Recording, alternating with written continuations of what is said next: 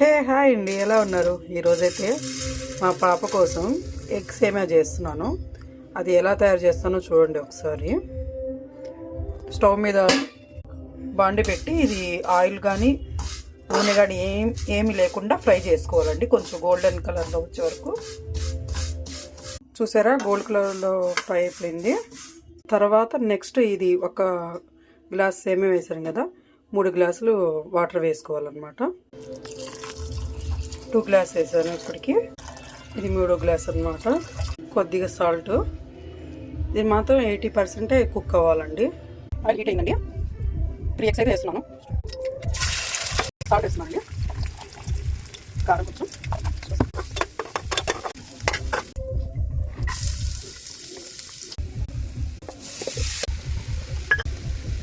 యమ్మీ egg సేమియా పిల్లలైతే చాలా ఇష్టంగా తింటారండి. మీరు కూడా ట్రై చేయండి. ఎలా చేసాను చూపించాను కదా.